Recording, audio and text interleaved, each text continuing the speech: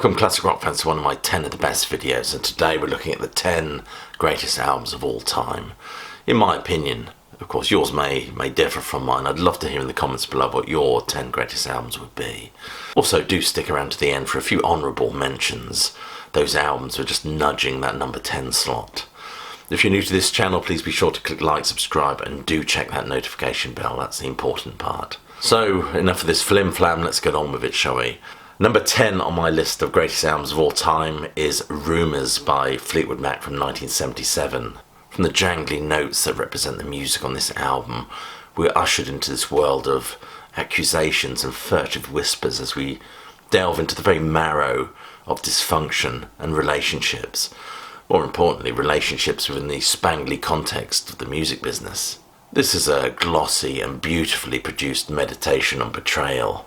This is an album that exists very much outside of itself, outside of time. It is indeed timeless, as we are privy to this group's internal turmoil, which is strung out like grubby bed sheets for us all to examine. Fleetwood Mac in the 1970s were professionally and romantically intertwined, and as the band soared, the relationships began to unravel. And those personal tensions provide the rather shaky foundations for much of the music on this album, to the extent that, as a listener, it almost feels voyeuristic. Whispered accusations and furtive rumours provide the context of this album, which is heartbreak and loss, one that's explored profoundly and beautifully. This is in essence perhaps a breakup album, very much in the same vein as Richard and Linda Thompson's Shoot Out the Lights. But this record is more than that. I mean, the quality of the music and the production alone recommends it for any list like this. Cap has to be doffed, of course, to Lindsey Buckingham, I think, who, in the words of AllMusic, toughens Christine McVie and softens Nicks, adding weird turns to accessibly melodic works, which gives the universal themes of the songs a haunting resonance. I have to say that the raw emotion of many of these songs is honeyed, I think, by the production, and let's make no bones about it, it's a beautifully produced record. It's an album that's transcended its era to be one of the most compelling pop albums ever made. Number 9 is The Velvet Underground and Nico from 1967. The French poet Baudelaire said true art strives to create a kind of a shudder, and I think culturally that's definitely what this album does. It displays a twisted predilection for darkness and deviance, perhaps the perfect antidote for that communal loving vibe.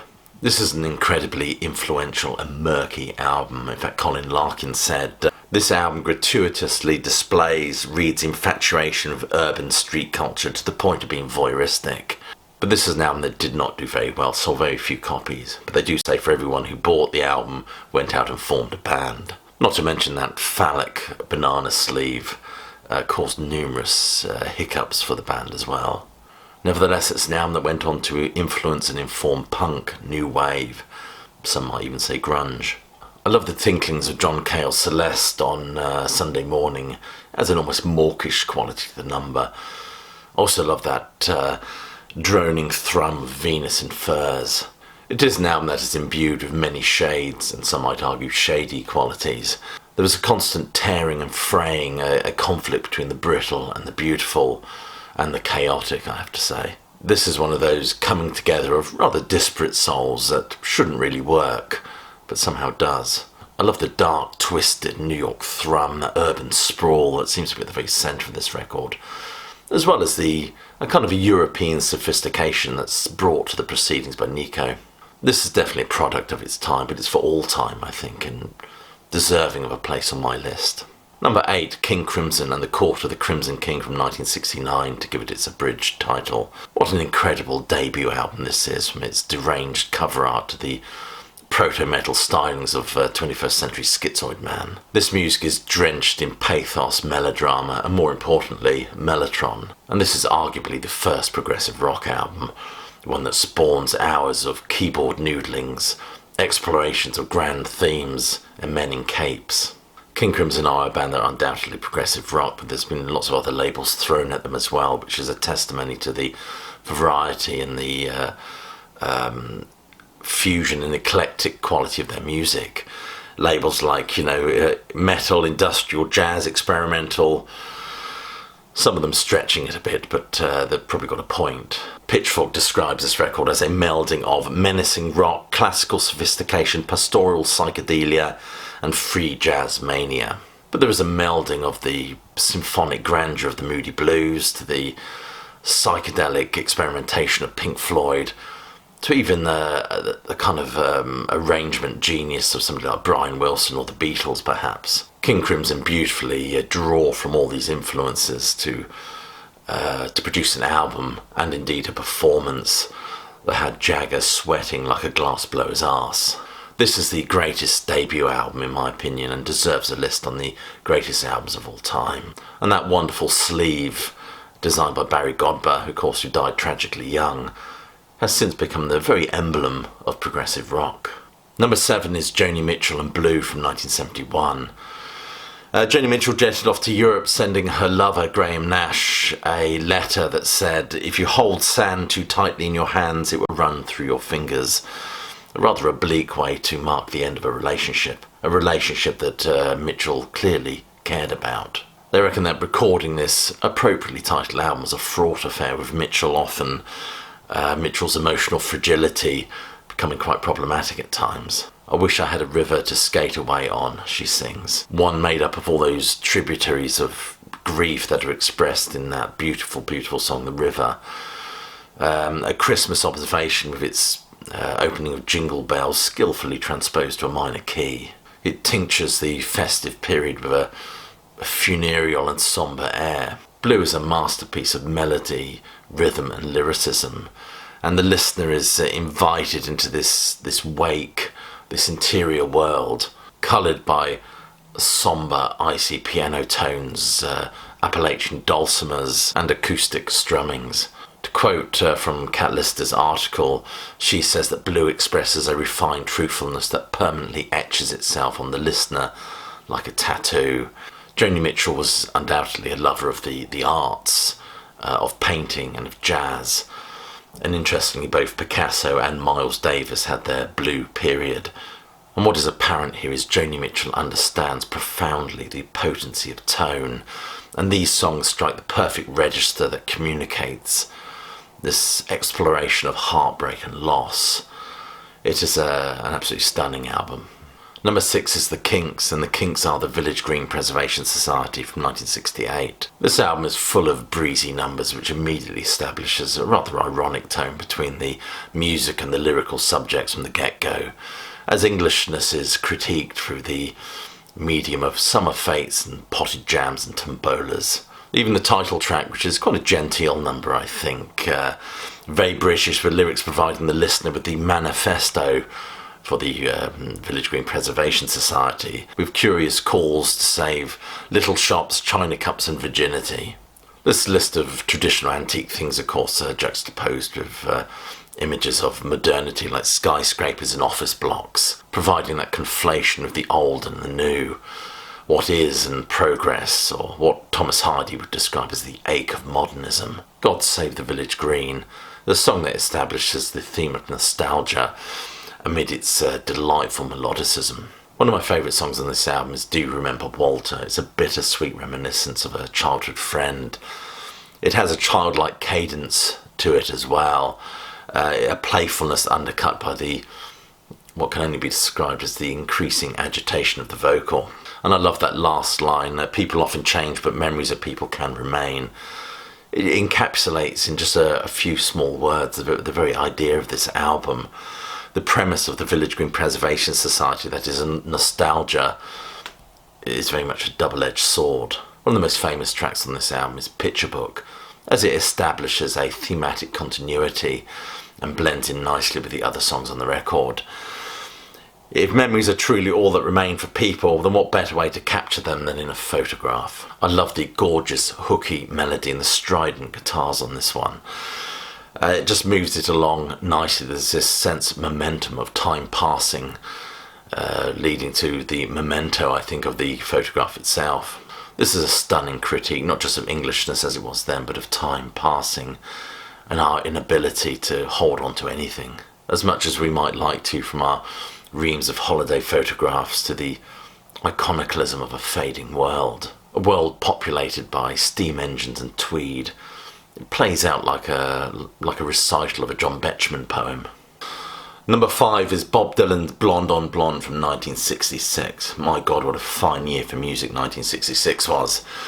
This was a seismic moment in popular music history, and there's no doubt that Dylan has been at the forefront of quite a few of those. Dylan has said that this album represents the closest he ever got to the sounds that were in his head. And that is the sound of the dying gasp of Bob Dylan as the folk troubadour as he metamorphosised into some swivel-hipped mid-60s rock star vagabond. Quite dramatically, in fact, causing many to accuse him of being a bit of a turncoat. Dylan the political agitator becomes Dylan the rock star, employing much more nebulous and hallucinatory lyrics. This album was recorded in Nashville across 7 days. It contains wonderful numbers such as I Want You, Just Like a Woman, Leopard Skin Pillbox Hat, and of course Sad-Eyed Lady of the Lowlands, which was actually recorded in one take, if we're to believe that. This album's baggy impressionism is very much part of its charm, as is that infuriatingly out-of-focus cover photograph as we ruin our eyes trying to get it to sharpen. Yet ironically, that photograph provides the clearest image we have of Dylan at this juncture. We get the very funereal New Orleans Rainy Day Woman, the gorgeous interplay of guitar and organ in Stuck Inside the Mobile with the Memphis Blues again. And we get lots of Dylan archetypes that are successfully mined for this album, from the riverboat captain to the jester. And this album flits quite dramatically from rock and roll numbers like I Want You to the very mournful visions of Johanna, as well as the touching melancholy of Just Like a Woman and the closer, Sad-Eyed Lady of the Lowlands. Visions of Johanna is a standout moment amid standout moments. She seems to present the very essence of something that's untouchable, unreachable, lost to wave after wave of lyrical mind-bending. I love the line, for example, the ghost of electricity howls in the bones of her face. Number 4 is the Rolling Stones' Let It Bleed from 1969.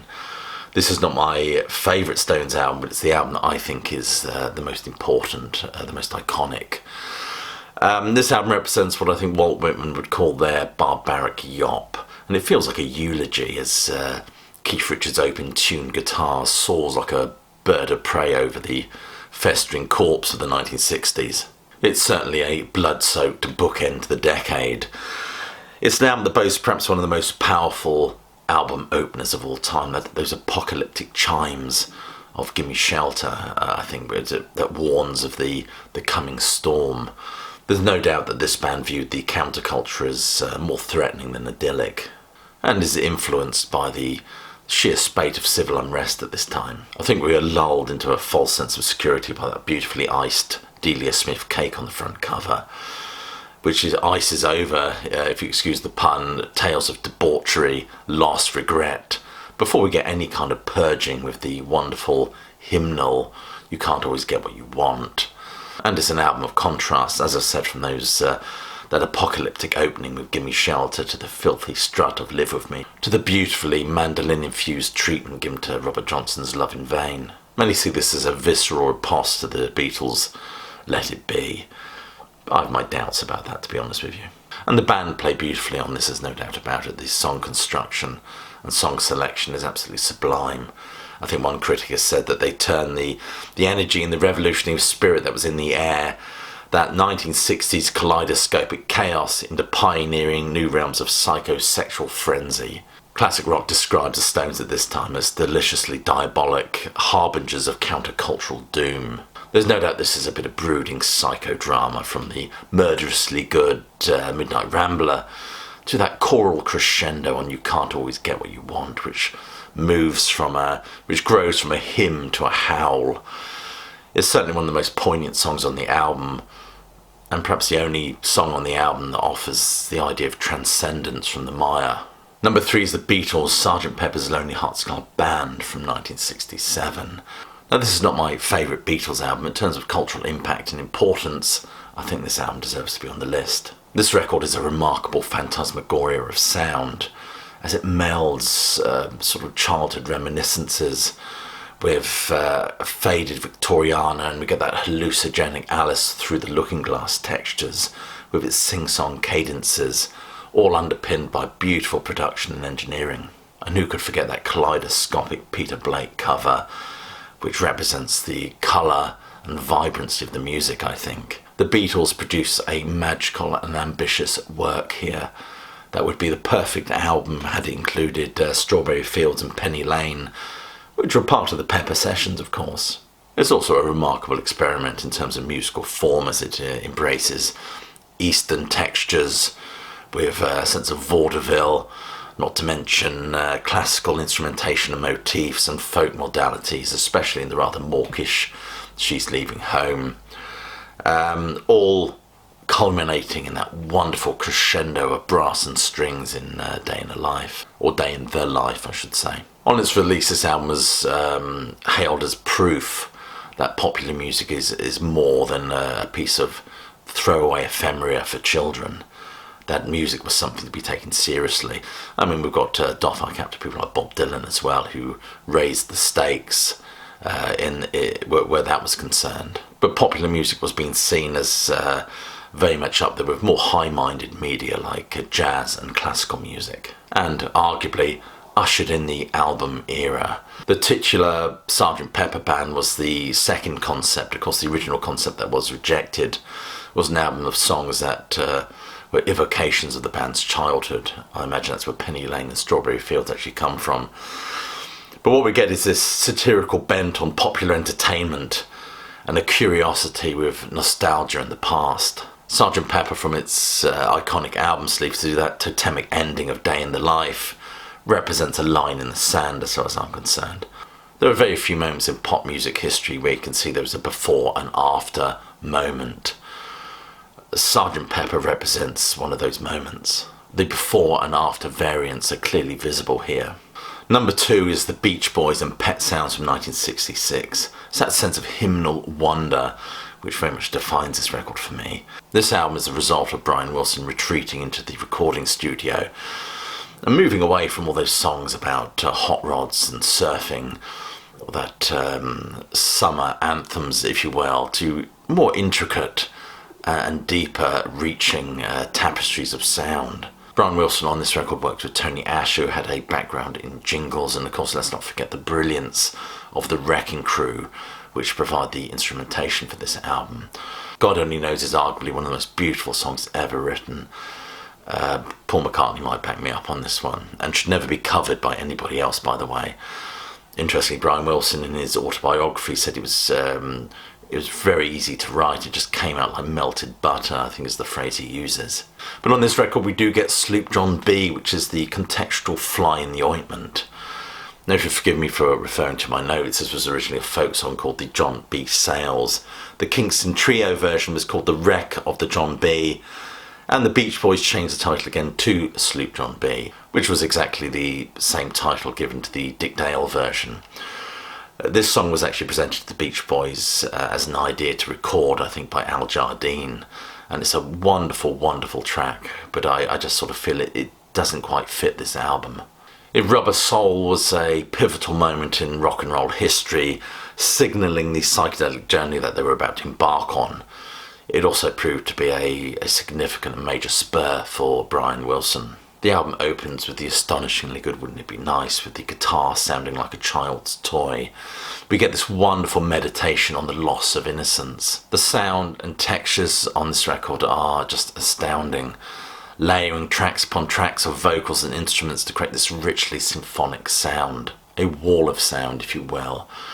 In fact, this record is seen as very much a tribute to Phil Spector, and that aforementioned hymnal quality that I talked about is very much apparent or aided by the beautiful voices of the Beach Boys themselves. That almost choir-like male upper register that they constantly seem to be bothering. This album was not hugely successful when it came out, and its brilliance lurks beneath that rather naff San Diego Zoo photograph, but is now considered as massively influential and has earned Brian Wilson the moniker of troubled genius. And number 1 on my list is Pink Floyd's Dark Side of the Moon from 1973.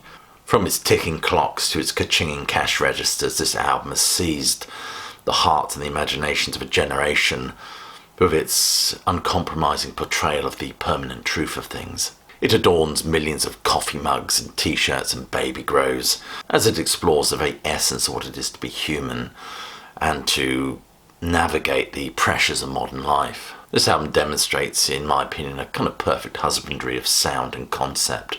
There's absolutely no fat on it at all. I even like Any Colour You Like, that gorgeous guitar jam that ushers us towards Waters' profound meditation on madness and ultimate summation that everything under the sun is in tune, but the sun is eclipsed by the moon. This album both made and finished Floyd in one fell swoop, as after its stratospheric success, they felt rather alienated and aimless.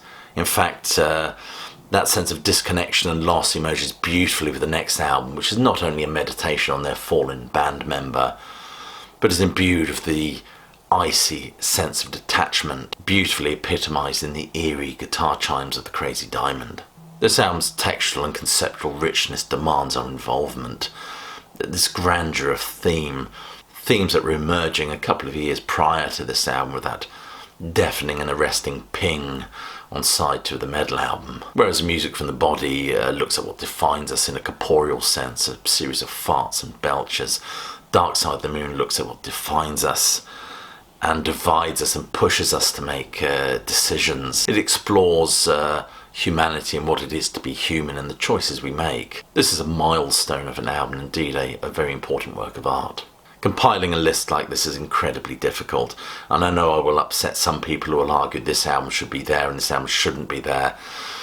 But at the end of the day, it is shaped by our own biases and tastes and opinions, and I'm certainly interested in what your top 10 would be, so please do leave your list in the comments below. In terms of honourable mentions, albums that were just nudging away at that 10 slot, I would go Otis Redding's, I call the album Blue Otis, although I don't think it's its official title. I think that's a remarkable album.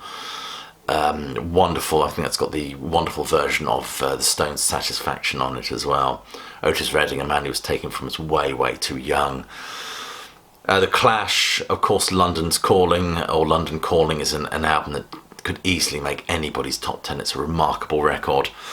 I like Neil Young's After the Gold Rush. I think that's one of his most important albums, I think. Yes, Close to the Edge as a progressive rock album, I think that's absolutely perfect record. There's nothing on there that I would change. Also the Who's Next, or maybe Quadrophenia could easily nudge a 10 spot. Anyway, thank you so much for watching. If you've watched to this point without switching off, I want to thank you so much for doing just that. And so it just leaves me to say that I hope you're well and staying safe, and more importantly, of course, is that you keep listening.